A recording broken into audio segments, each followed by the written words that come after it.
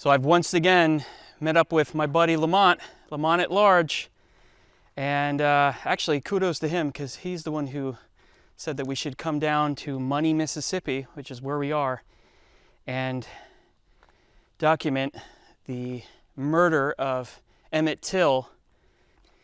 This is right around the anniversary of his death, and for those of you who might not know this story, 14-year-old Emmett Till was visiting family in rural Money, Mississippi. He was from Chicago. Things were very different up north compared to the Jim Crow South, 1955.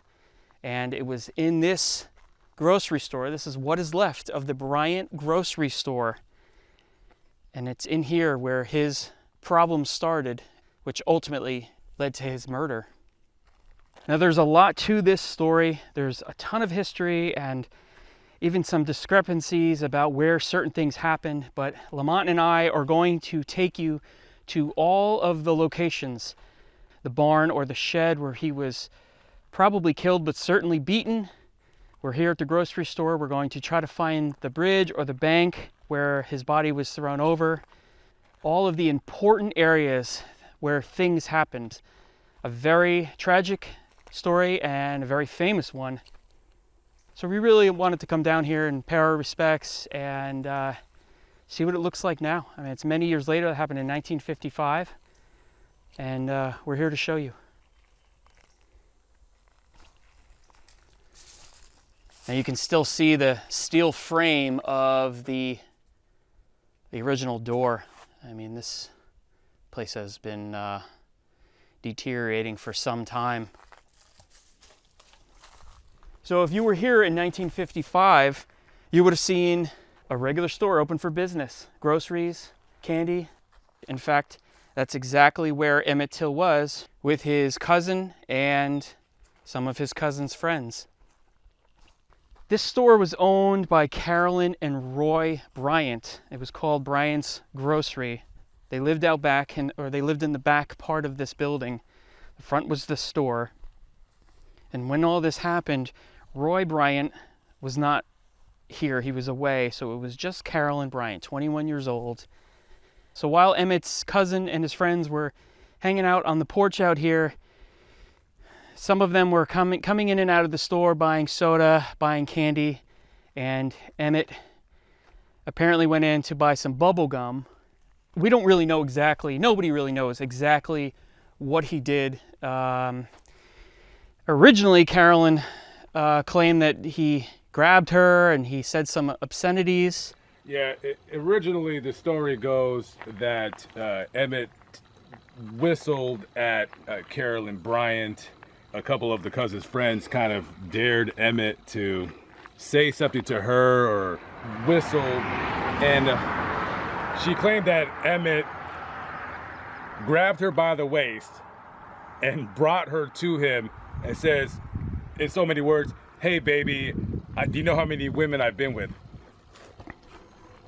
Years later, in 2008, in an interview, she admitted that she had made that part up, that Emmett Till had never grabbed her, that he had never said any obscenities or anything like that. Now, apparently the kids were afraid that she was going to grab a pistol out of her car, so they took off. They jumped in the pickup truck and they were out of here.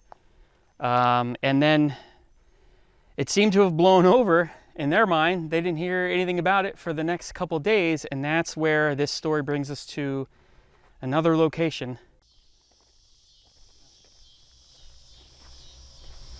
All right, so this is the location. It's not the house, but it's the location to Moses Wright's house. Now, Moses Wright was Emmett Till's great uncle.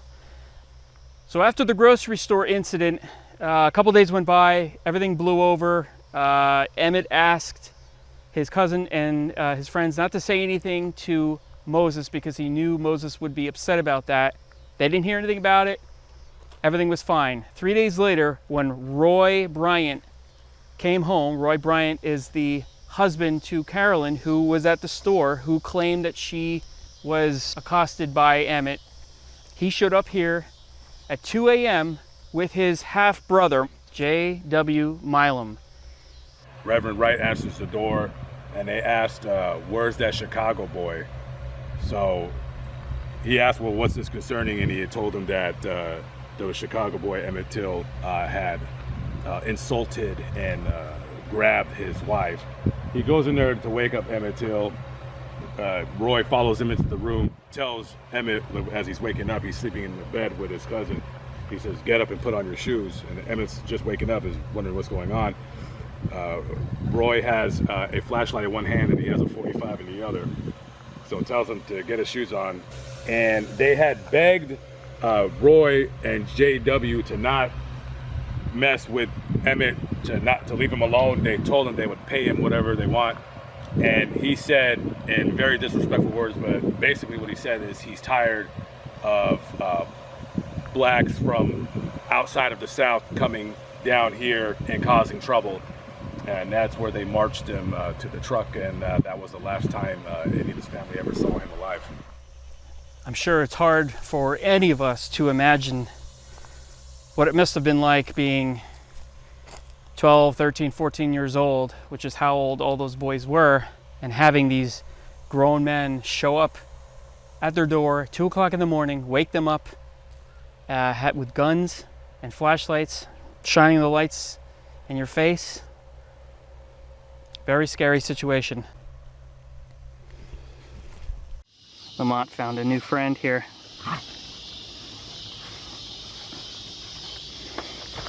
So after Roy and JW basically kidnapped Emmett, they brought him up to what used to be a plantation.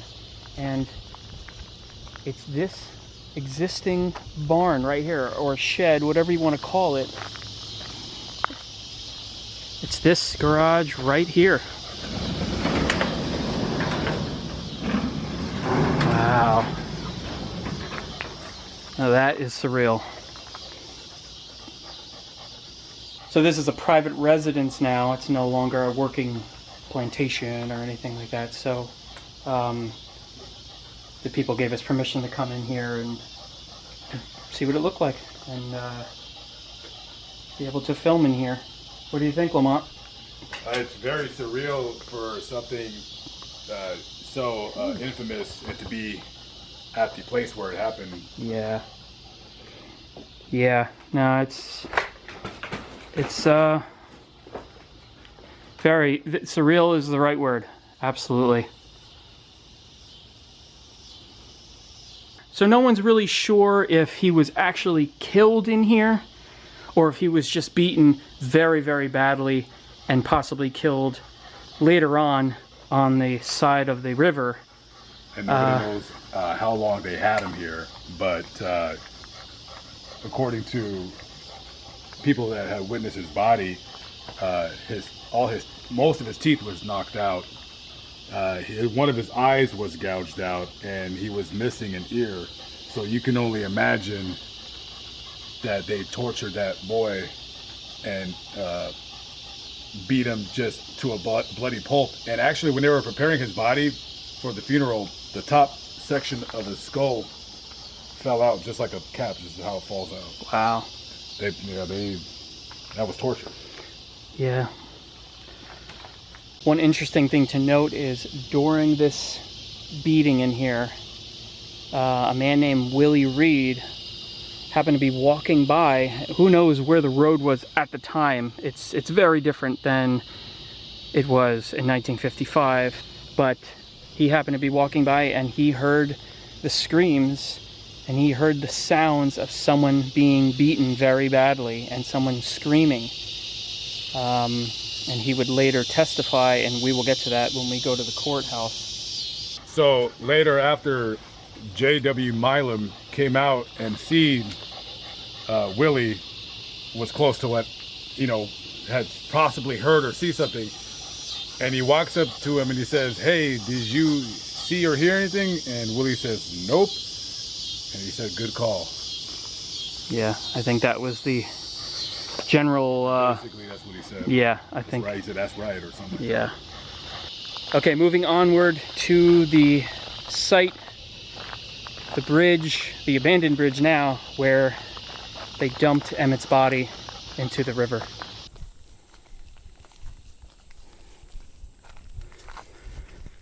All right, we're making our way onto an abandoned bridge here. This thing has been abandoned for clearly a long, long time. This is the Black Bayou Bridge.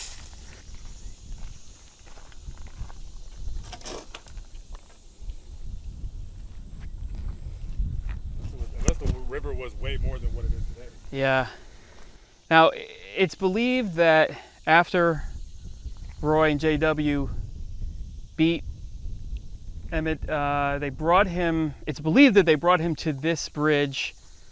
There are some varying opinions as to where they actually dumped his body, but some people believe that it was this bridge here. The only issue that Lamont and I have with that is it's a very windy river. The Tillamook is very windy, and it's like 2 miles, and it's a couple of miles between here and the point where his body was reportedly to have been found. Yeah. And as you can see, there's a lot of trees and brush in the river for a body to get caught on. Yeah. And if you have a 75-pound fan, industrial gin fan, around your neck, how is it that you're going to float all the way down there? Yeah. Unless this river was a lot higher and maybe the water was rushing a lot faster. But as you can see, the water is moving at a decent clip, but not enough to carry a body 2 miles. It seems more likely that where they found him, which is where we're going to go next, is probably where they dumped his body as well. I mean, a 75-pound fan, it's a lot of weight. I just don't think you're going to be doing too much floating down the river. I don't know. But this is what it looks like here. Yeah, you get a good view. The water is flowing pretty good today, but who knows what it was doing in 1955. All right, now we're going to take you just a couple miles downstream and show you an area where it is believed that his body was recovered. I mean, it's so long ago now, and there are so many different conflicting opinions and different people saying, you know, even people that were there, their ideas vary as to where things were, you know, where he was found and where he was unfortunately dumped. So we're a couple towns over now, and this is Glendora, Mississippi.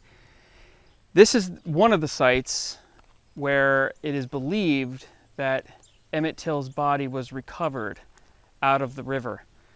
There is some discrepancies with that because over the years, different people have told different stories, but it is believed that his body was recovered by fishermen right down this trail.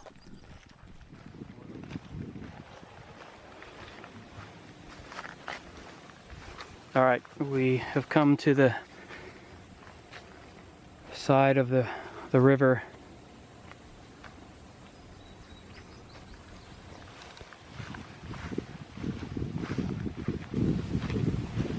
Right around here, presumably, is where his body was found. There's been a lot of speculation on exactly where he was found. So there truly is no exact location, but from us looking up information online, presumably we're going to say that this was the location. I think one of the reasons why they think this is the location is because the banks are very steep here. They're pretty tall and very steep. You could, you know, kind of easily throw a body down into this water.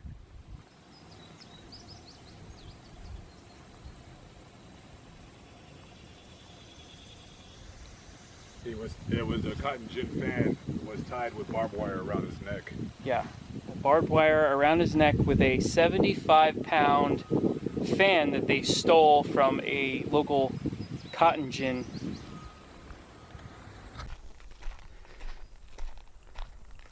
Not too far up the road from that grocery store is this dilapidated church. Look at this. This is all that's left of it. This was the church where Moses Wright used to preach. That was Emmett Till's uncle or great uncle. And after they found Emmett's body, this is the church that they brought him to and tried to have the funeral here. However, being that he was from Chicago, his mother had his body brought back up to Chicago, but this is where they wanted to have the funeral. Now, there's really not much left of this. I was gonna maybe show you inside, but it's completely, I mean, all that's left is just the cement walls.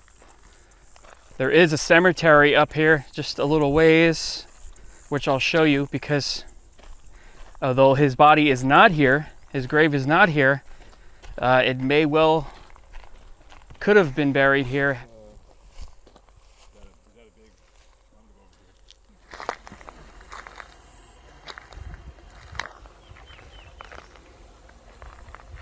So this is what's left of the cemetery, right next to the church, right over there.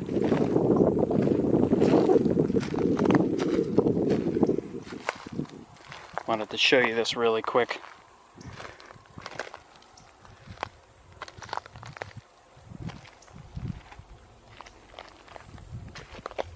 So after they found Emmett's body in the river, Roy and J.W. were arrested for his murder, and the 5-day trial happened right here, the Tallahatchie Courthouse in Sumner, Mississippi. Now, an interesting thing about this courthouse is it has been restored, at least the upstairs courtroom has been restored back to how it looked in 1955 during that trial. So we're going to head inside and show you exactly what that courthouse looked like in 1955.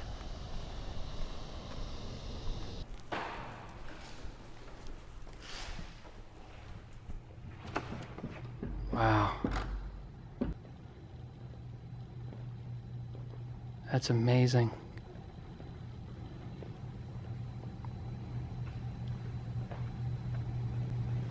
So obviously this was a very scary time for black people down here in the South, and most of them were just used to keeping their mouths shut. But fortunately, there were a couple who did speak up and actually did testify in court in this courtroom, one of which was Willie Reed, who testified hearing the screams and the sounds of Emmett Till being beaten in that barn or in that shed. So in this courtroom is where Reverend Wright testified for the prosecution that J.W. Milam and Roy Bryant came in the middle of the night to kidnap and ultimately kill Emmett Till. And with that hardcore of evidence given to the court, surprisingly enough, a jury of 12 white men found J.W. and Roy not guilty, and they could not be tried for the murder again. After they were exonerated, sometime after, about 6 months after, they did an interview with Look magazine where they fully admitted killing Emmett Till and dumping his body, but they could not be tried again due to double jeopardy. And it was a small sum of money that they got from Look It was magazine. a little over $3,000 that they got paid, Yeah. which, you know, with today's inflation, would amount of about $35,000. Not very much money at all to admit that you are a killer. Yeah, but they didn't care because they couldn't get tried again anyway. No, they can admit it, and was- there's nothing that can be done. Yeah, pretty crazy.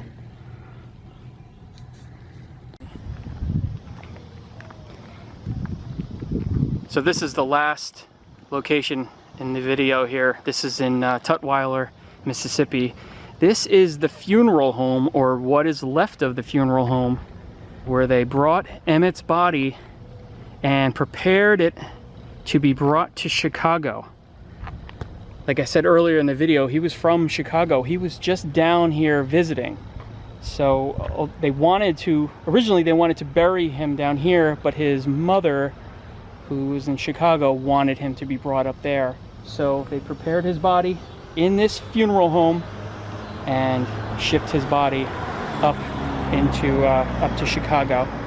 Now, explain what happened. He was completely enclosed in the casket, and they were instructed not to open it. He was so badly beaten. The shape of his corpse was beyond reproach, and yet she still wanted everybody in the country and in the world to see what they did to her son. And one thing that struck me about what she said in the interview is that Emmett had the nicest smile, the nicest teeth she'd ever seen in her life, and she always prided her son in brushing his teeth. And you can see in the pictures that he was a very well cared for young man. And when she seen his teeth knocked out, that was one of the first things she looked at him, was his teeth, and they were all gone. Yeah, and I believe she even said in some interviews that she looked on the side of his head and she could see straight through from the other side. They had shot him in the head.